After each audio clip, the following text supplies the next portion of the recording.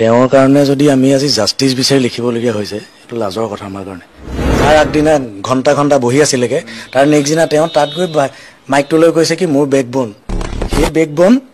সেই বেকবোনক যেতিয়া মোক নৰ্থ ইষ্ট ফেষ্টিভেলত মাতিছিলে, মোক অফিচত মাতি নিছিলে, মোক তেওঁ কৈছিলে, মই ক'লো জুবিন দা যাব নাই, জুবিনক এতিয়ালৈকে ভবা নাই।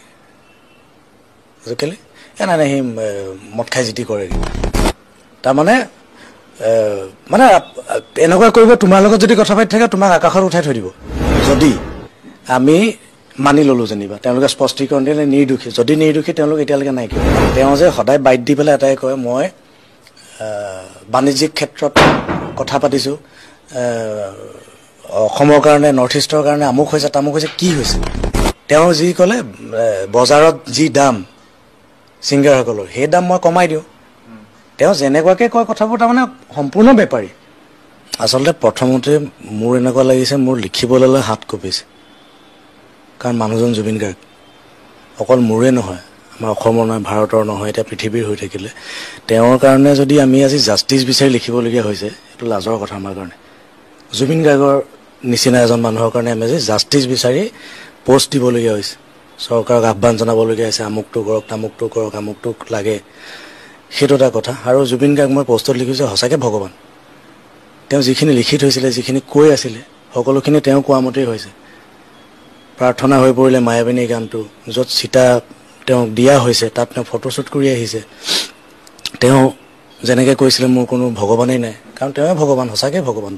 তেওঁ যিখিনি কৰিছে, প্ৰকৃতিয়ে ইংগিত দিছে, বৰষুণ আহিছে, তেওঁক সৰু সজাই বা নিয়াৰ সময়ত বৰষুণ আহিছে, সকলোখিনি আৰু বহুত ওলাব চাগে। সেইখিনি মই কোৱা কেইটামান কথা আৰু আপোনালোকে ভাবিলেও চাগে বহুত ওলাব। কিন্তু এতিয়া কথাটো হৈ গ'ল, তেওঁ নাই আমাৰ মাজত, আৰু তেওঁ নাই। তেওঁ গোটেই বিচাৰখিনি লাগে, উচিত তদন্ত।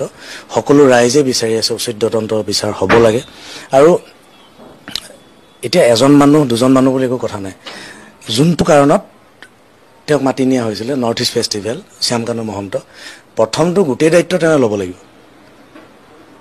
তাৰপিছত বাকীখিনি আহিব, তাৰপিছত বাকীখিনি এটা এটাকৈ চব যাওক, আৰু গোটেইখিনিকে সিদ্ধাৰ্থক, শ্যামকানু মহন্তৰ সিদ্ধাৰ্থ, তাৰপিছত বাকীখিনি সকলোকে নওক। শ্যামকানু মহন্তই যেনেকৈ কথা এটা কৈছে যে নৰ্থ ইষ্ট ফেষ্টিভেললৈ জুবিন দাইহে বোলে জিৰণি ল'বলৈ গৈছিল বুলি, সেইটো ছেকেণ্ডত কৈছেতো, পিছৰবাৰত কৈছে জিৰণি ল'বলৈ গৈছিলে। তাৰ আগত তেওঁ কি ক'লে যে মোক ফোন কৰিছে ছিংগাপুৰলৈ, তেওঁ নিজে আহিব বিচাৰিছে। সেইটো শুনি মানে কোনে বিশ্বাস কৰিব অসমত?